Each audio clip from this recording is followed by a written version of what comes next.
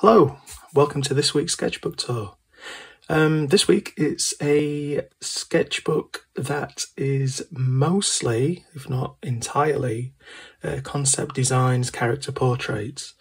It was from around January, I think. It might have even been late last year, early this year. And they're all characters, very rough sketches from my upcoming comic book series, Scrambled Eggs. Now, I'm not going to go into too many details about who each character is and all of that sort of thing, because I suppose until people have read it, they're not really going to care, I suppose. So, but I thought for the last couple of sketchbook tours, I've done things that were very heavily based on studying from references, and I thought I'd show something that wasn't, because I don't use references for these kind of sketches. So yeah, I think it was late last year, and I probably finished this sketchbook in January maybe, and I feel like I've come on a few more leaps and bounds since this point. But yeah, I always enjoy, I think I enjoy drawing without references more than drawing with. But it's always a little bit more trepidatious. You don't really know what you're going to get, especially the way that I draw, because I don't, as I've said before, I don't use under drawings. I don't, things like Loomis and all of that sort of stuff I don't really do, which is probably to my detriment, but it's just the way I prefer to draw. It's exciting to see what comes out. And also with this sketchbook, there's a lot of characters that I didn't really know how they looked. So I've written this story, and I knew that I needed an old king, but I didn't really know how he looked. So, and as you'll see, so this one out of this page, say, is my favourite, and then later on in the book, you'll see me draw him again, and using that as a template, and then trying to evolve it a little bit. And then this is a queen. Again, I think I liked that one, so then pushed it to its extremes later on. This is a character called Charlie, that I don't really focus on much in this book. Again, it's that king who looks a bit similar to the other one.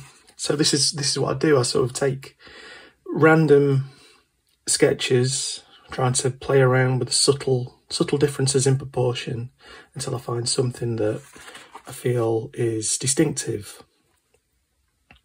This is a character called Rudy, and for the longest time I've always thought, well, he's got a big nose and a funny fringe, and as you'll see further on in the book, I've adapted that, so it's just sort of like this little token bit of fringe, and he's totally bald elsewhere. This is a character called Goon, or Bob Roberts. And I struggle with him most because I'm not really that used to drawing people without hair, and B, with a hat on, because he does wear a hat for the majority of the story, or especially the first story. And this is what this book is. So there's a few characters that aren't actually in this first issue that I'm doing, which is the first chapter. And including this character here, who is called Alara, who I'm still to pin down. But there are a handful of characters that obviously are in that first issue, so they're the ones I focused in on as this sketchbook goes on. There's a character called Nick. This is Alara again, trying to figure her out.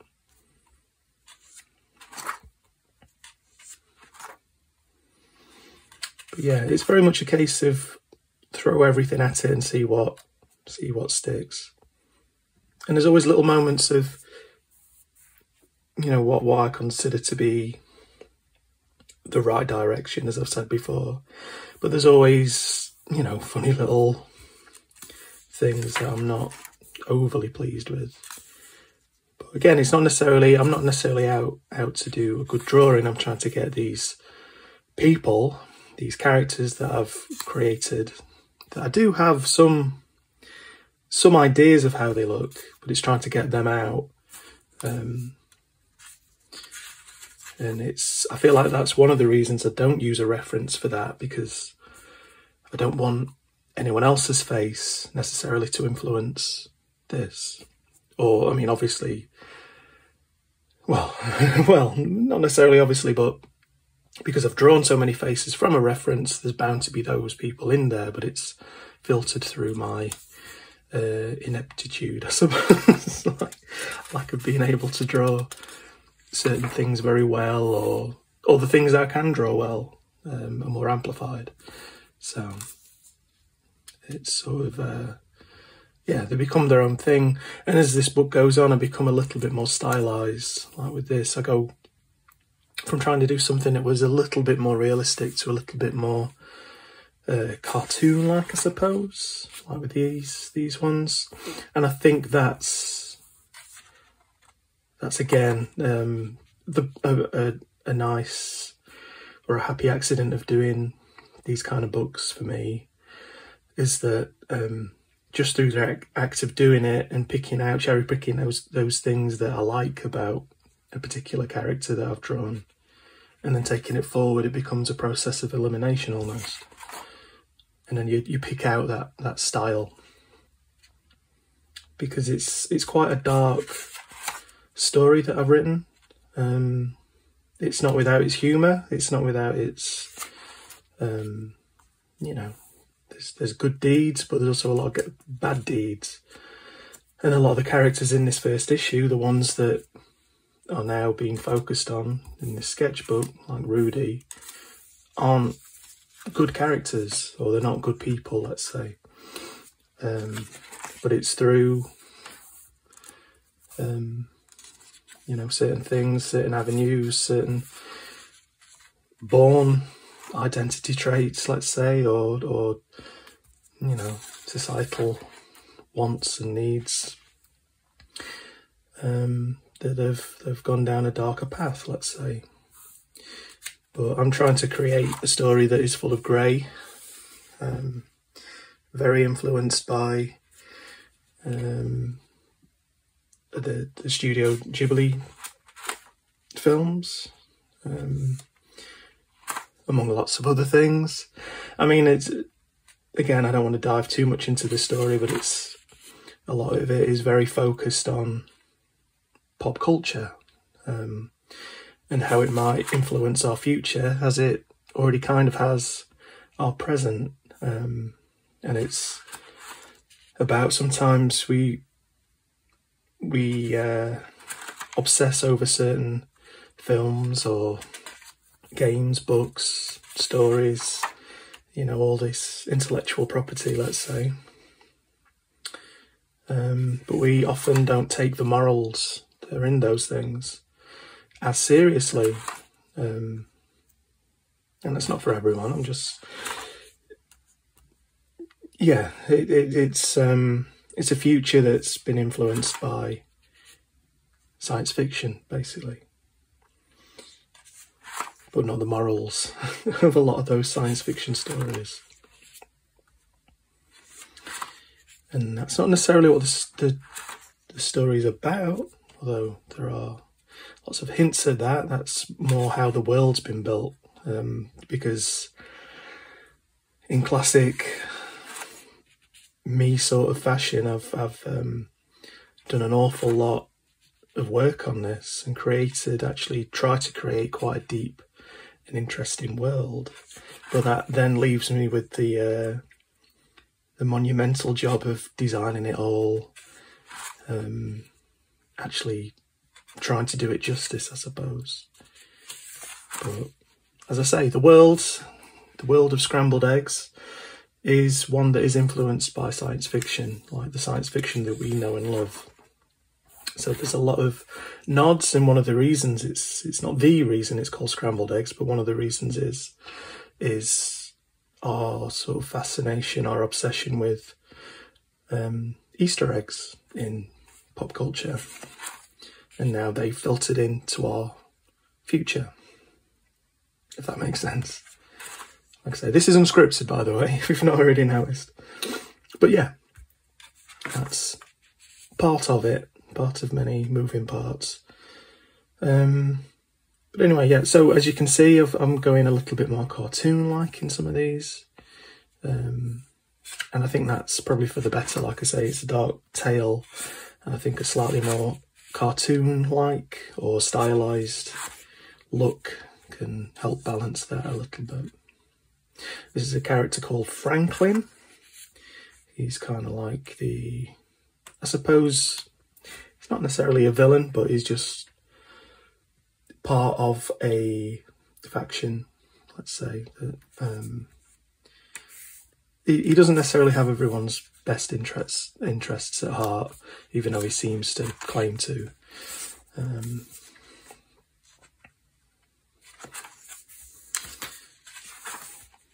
As a lot of these characters don't. And in the coming months, I'm hoping to have the first issue done in October, but until that, these coming months, I will be sharing a little bit more about the story itself, alongside actually fleshing out some of the landscapes, some of the world itself, not only some of the characters. At the moment, I'm trying to focus in on being able to draw full bodies with a bit more confidence, a bit more gesture. And I feel like I'm most of the way there. By no means as confident as I am with faces, let's say, especially at this point. I was starting to get a bit more confidence there.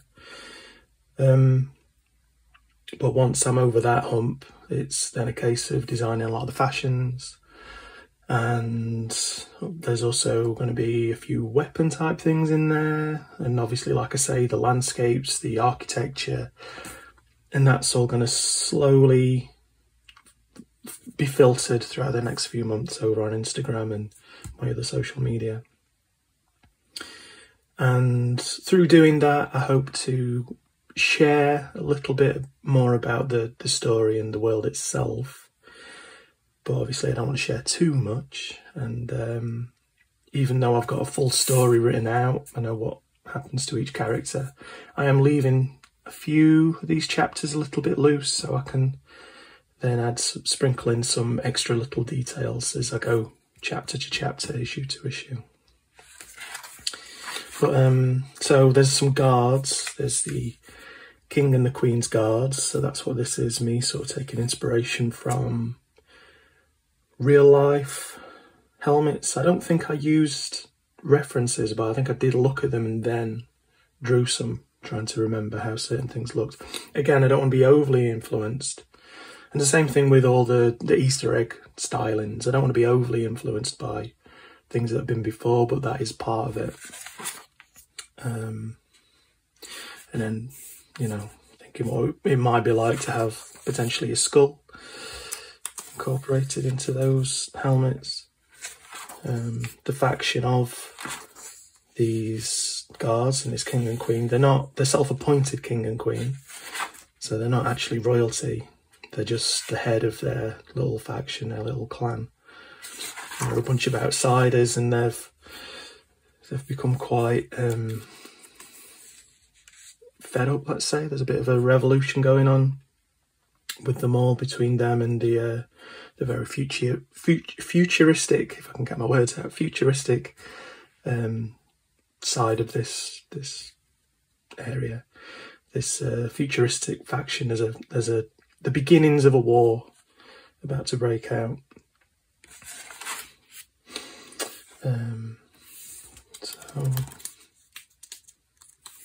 But yeah, I want them to sort of be perceived as the baddies a little bit, because they're the ones with all the, you know, disturbing headdresses and all of that. But as I've said before, there's not really a good or a bad. There's just people trying to get through, you know, trying to survive, I suppose. So, and then I've ended on some Charlie sketches. Now, Charlie is kind of the main character, but she doesn't actually make it into the first issue. The first issue is there to kind of build up the world a little bit and to sort of show off a few key aspects of the story as it goes forward. So you won't be seeing a lot of Charlie, but a lot of the other characters in this book will be featuring in that first issue. So yeah, that's it. I'll leave it there. I don't want to say, as I keep saying, I don't want to say too much about everything because it's still kind of a work in progress, although I am very certain on quite a few things. But also that I don't want to spoil anything for people who might read it. I feel like it's a bit of a difficult situation to be in because there's a lot I want to share. I am incredibly passionate about this. I've been working on it for the past like 5 years, 6 years maybe, and it's changed an awful lot since then. But I feel like it's got to a point where I'm quite happy with it. I'm pretty proud of some of the aspects, and I've become emotionally attached to the project itself and the characters that I've created in this world. So, but like I say, I don't want to share too much and unveil all of its secrets. But it will be out in October. I've put a pin in the calendar, or whatever the saying is. And yeah. Anyway, I've rambled on for far too long.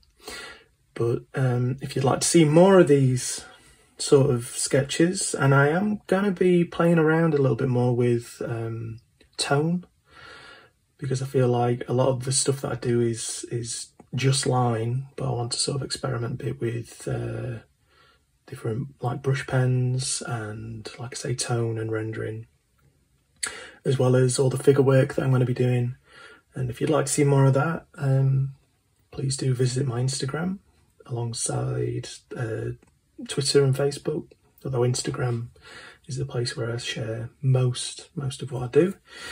And yeah, that's it. I'll leave it there. If you've made it this far, thanks for watching, and be good to yourself. I'll see you next week. Toodaloo.